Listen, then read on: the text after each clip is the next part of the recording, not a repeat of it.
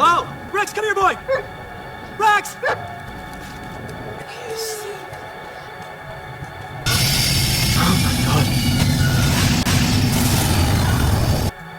New Mexico desert, 1947, a radio operator intercepts a signal of unknown origin. He reaches out to a colleague, who confirms that his instruments are also picking up unusual bursts. Realizing the signals are coming from the Roswell area, the operator decides to investigate. Upon arriving at the source of the signals, he finds nothing unusual. Suddenly, his dog reacts to something invisible to him, lunging forward. The man follows her, only to be hit by a blinding white beam. After that moment, he vanishes without a trace. Antarctica, 2003.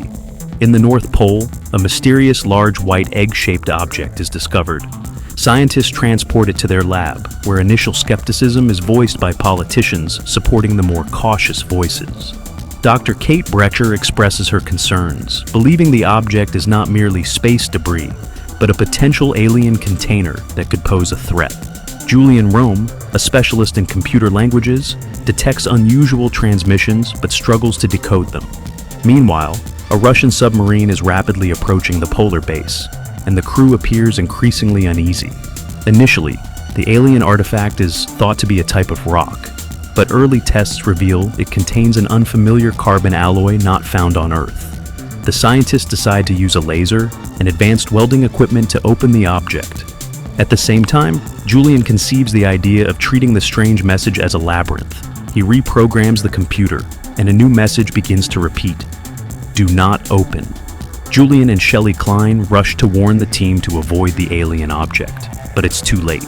Something stirs within the white cocoon, and as they enter the massive warehouse, an explosion erupts, engulfing everything in chaos.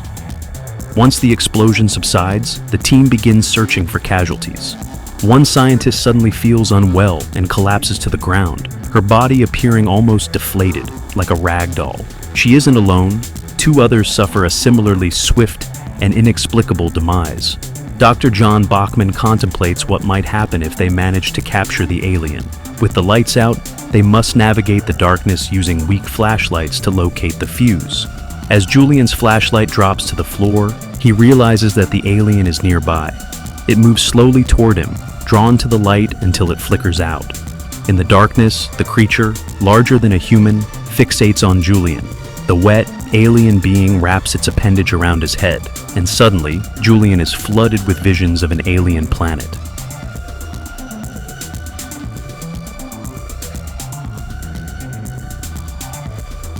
Julien and the other survivors, 7 in total, finally establish communication with their base and connect with Dr. Bachman and his team.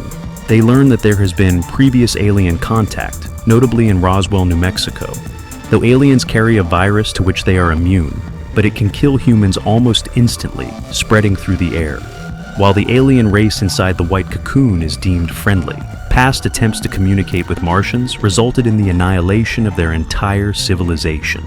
Bachman informs them that the Russian submarine is rapidly approaching, but the crew has been ordered to contain the infection at all costs rather than rescue the remaining scientists. When Julien inquires about how the aliens communicate, Bachman confirms that they typically use telepathy. Dr. Michael Strobe is eager to leave the base immediately, but Julien insists that no one can exit the polar station until Shelley finds a way to detect the pathogen, combat the infection, and develop a cure. When Straub continues to press the issue, Julien ends up punching him.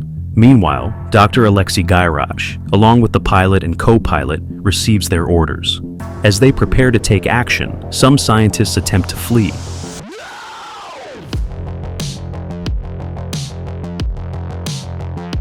Despite Shelley's inability to identify the pathogen in the survivor's blood, she suspects that the pathogen may be concealed within the proteins and cells of the human body.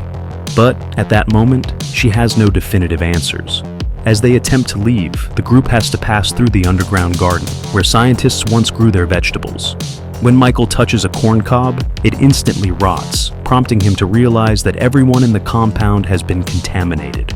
Julien chases after Michael, who manages to reach the icy landscape surrounding the building. Outside, an energy twister swirls around them, making it difficult but not impossible to breathe. Despite this, Michael continues to run, only to be struck down by 2 bolts of lightning. Julien rushes back inside and urges everyone to evacuate the building, instructing them to walk slowly and breathe calmly. Having just experienced a telepathic vision of thousands of aliens in their world, he encourages everyone to follow 2 shadowy figures aliens who wish to take them to their planet, where they can escape the threat of contamination.